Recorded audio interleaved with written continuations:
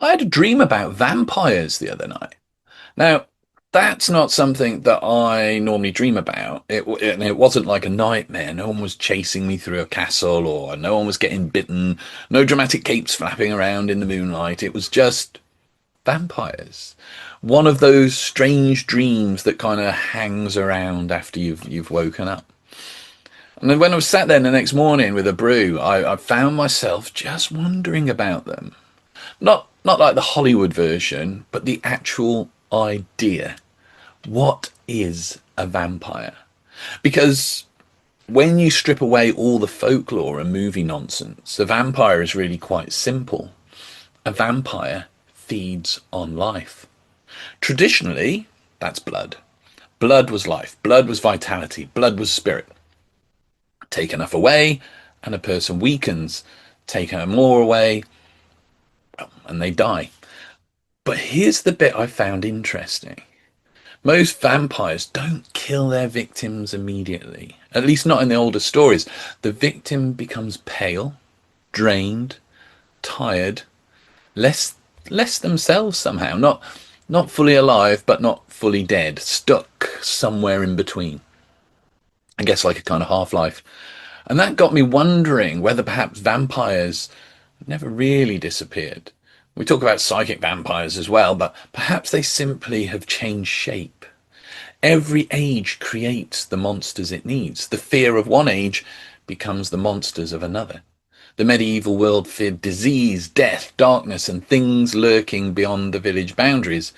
The Victorians seemed obsessed with hidden desires, forbidden things, and strangers arriving from distant lands. So they created Dracula.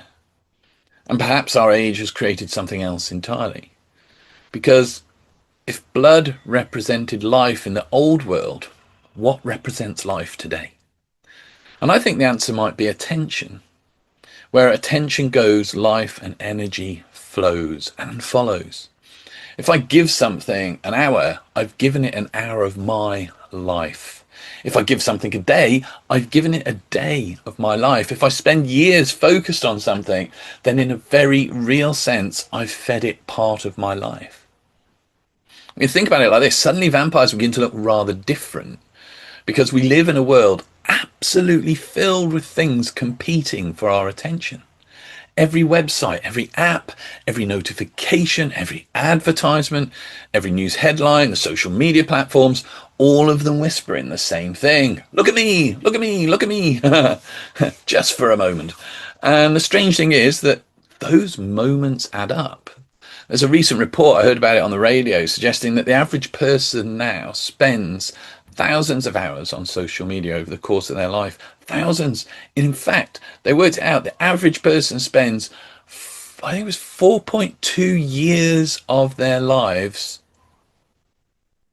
scrolling through on their phone. 4.2. You can get a degree in that time. And that's, for me, is a slightly uncomfortable thought. You know, you could learn a language, you could learn an instrument, you could walk a lot of footpaths, read a lot of books, you could become surprisingly good in 4.2 years at almost anything. 4.2 years dedicated to a certain thing undoubtedly would change the course of your life. And yet instead, many of us spend those hours watching people we've never met argue about things we'll have forgotten by next Tuesday. Now, before this turns into some like technology is evil conversation, that's not where I'm going. Because I like technology. You're watching this on technology. I write using technology. I make music videos and record music using technology. Half the time, I have no idea how actually any of it works, but I'm quite fond of it nonetheless. Technology isn't necessarily the vampire, at least I think. The question is whether something takes life and gives nothing back. That's the real test. Because some things consume attention and leave us richer. A good book takes attention. A walk takes attention. Music takes attention. Friendships take attention. Magic takes attention. Learning and storytelling, these all take attention. But somehow afterwards, we have more life than when we started. Life is enriched. We feel nourished, fed, awake, kind of more ourselves. It's a fair transaction. Well, there is an exchange.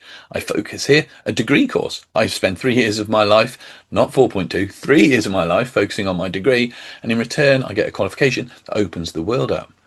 And yet other things leave us oddly drained. You know that feeling, you pick your phone up for 5 minutes and somehow 45 minutes vanish. You don't remember what you looked at. You don't remember why you looked at it. You don't feel happier. You don't feel wiser. You don't feel inspired. You just feel slightly emptier than before. And perhaps that's what makes a modern vampire. Not something evil, not something malicious, simply something that consumes life while giving very little back. Years ago, people started talking about psychic vampires, people who seemed to drain the energy from every room they entered, and you'd spend an hour with them and feel exhausted. And that still happens. And maybe, there is definitely something in that. We all know people like that. It's not because they possess the supernatural powers.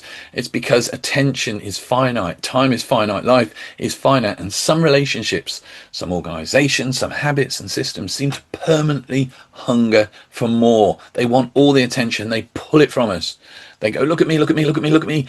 And it drains us, whether it's computers or people. Now, here's where things become really interesting, because I think, take AI, might belong also in this conversation as well. Not because AI is necessarily evil, although environmentally there's a nightmare with it. I use it. You're probably aware I use it.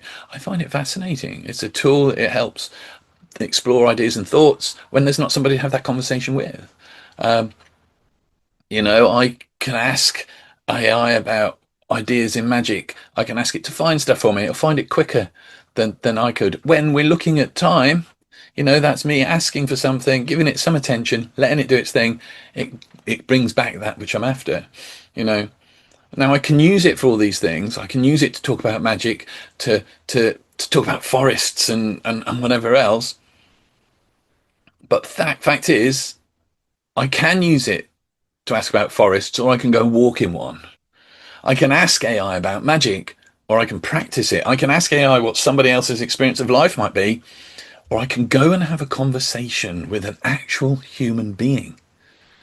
The danger isn't the tool, the danger is substitution, replacing experience with information, replacing participation with observation, replacing life with commentary about life. And if I'm honest, I think that's one of the defining temptations of our age, to watch rather than do, to consume rather than to create, and to observe rather than participate.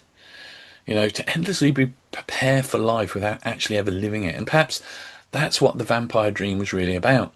Not necessarily social media, not technology, not AI, but maybe not even vampires. Perhaps it's simply a reminder to pay attention to where my attention is going.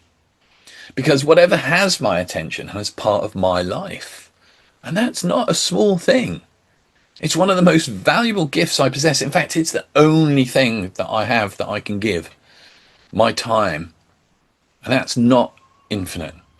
Maybe the real question isn't what are the vampires in my life. Maybe the better question is what feeds me back. What leaves me more alive? What leaves me more present? More curious? What leaves me connected to the world rather than separated from the world? Because not everything that feeds on attention is a vampire. Some things are more like gardens. You invest time and they return something beautiful. Perhaps that's the difference. One leaves you drained, the other leaves you feeling alive. And if attention is the blood of modern life, then it might be worth asking, what have I been feeding lately? What have I been feeding lately? And perhaps more importantly, what has been feeding on me? That's a Saturday Grow for today. It's a bit different to the usual ones, but I hope you enjoyed that. Do comment, do follow the channel, and I'll see you next week for the Saturday Grove. Much love, many blessings. Take care. Bye-bye.